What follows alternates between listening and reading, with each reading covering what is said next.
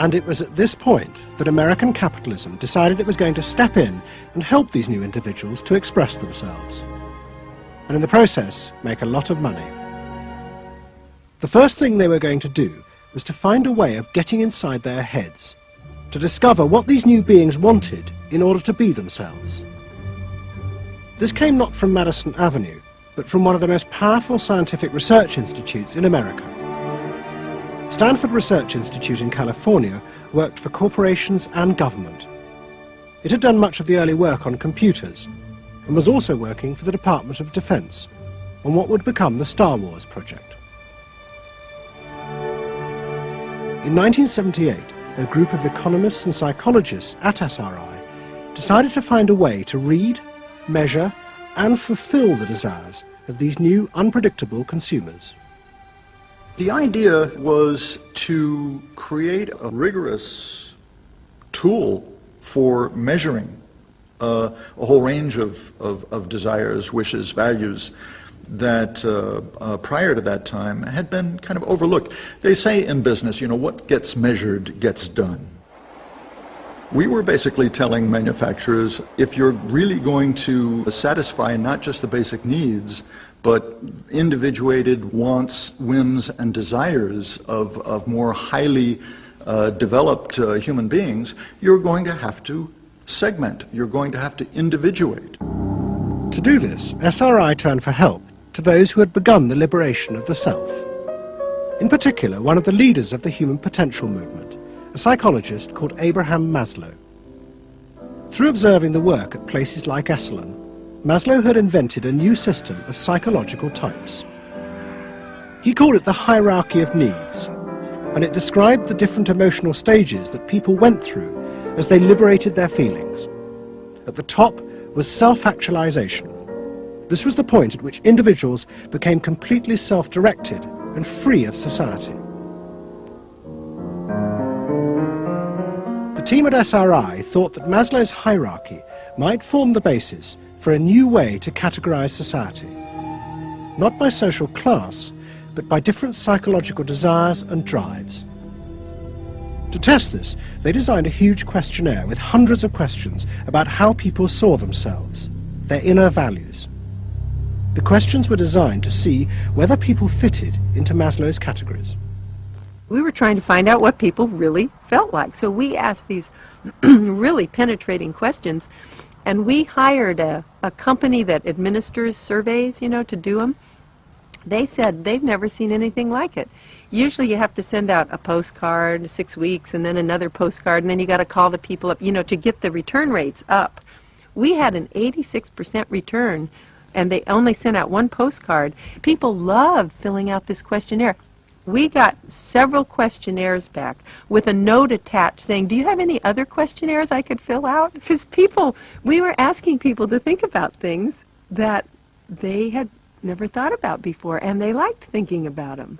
Like what? Like what they felt inside? Yeah, like what they felt inside. What motivated them? What was their life about? What was important to them? It was sort of like, wow. The answers were then analyzed by computer. It revealed that there were underlying patterns in the way people felt about themselves, which fitted Maslow's categories. And at the top of the hierarchy were a large and growing group which cut across all social classes. The SRI team called them the inner directives. These were people who felt they were not defined by their place in society, but by the choices they made themselves.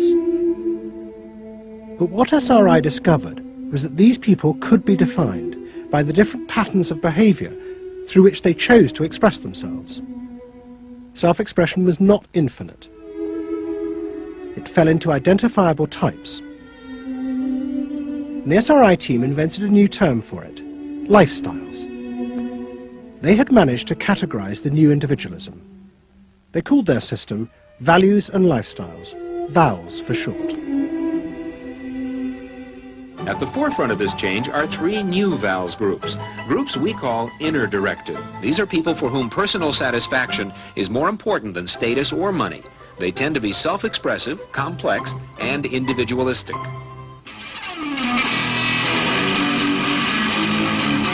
Rob is an I am me. IMEs are searching for new values, breaking away from traditions and inventing their own standards. Rob even invented his own name, Rob Noxious. Jody is an experiential. This is a group seeking inner growth through direct experience. Experientials aren't in one place much. This is the try-anything-once crowd, and all that activity takes goods and services. Their hobbies are hands-on, and their possessions are simple, but not always simply priced. I'm a bookseller. I sell books. I'm a businessman. That doesn't necessarily mean that I believe in capitalism. It just happens to be what I'm doing now. SRI created a simplified questionnaire with just 30 key questions. Anyone who answered them could be immediately fitted into a dozen or so of these new groups.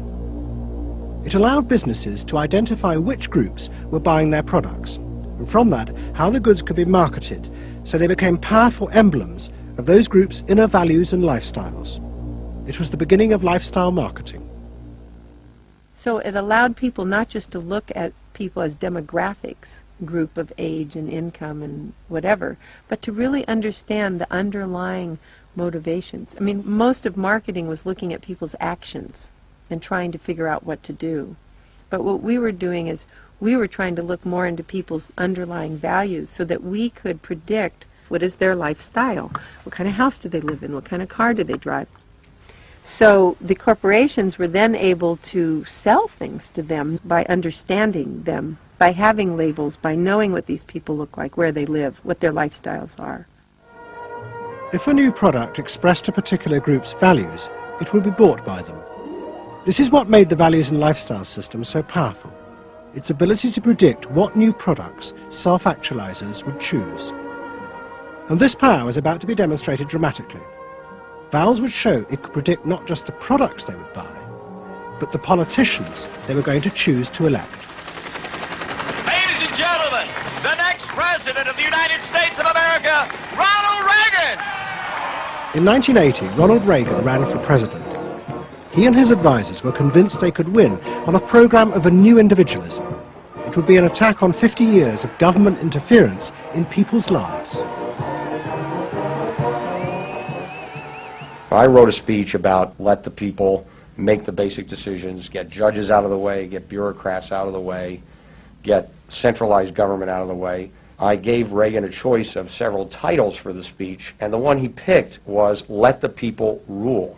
Let the people regain rule, regain control over their own destiny away from a remote elite in Washington. I would like to think that the kind of leadership that I would exercise in Washington is not the kind of leadership that I would pretend that I can solve all the problems I've been discussing here, but that together, you and I can. I would like to take the lead in taking government off the backs of the American people and turning you loose to do what I know you can do. It was radical. Moderate Republicans thought it was suicide.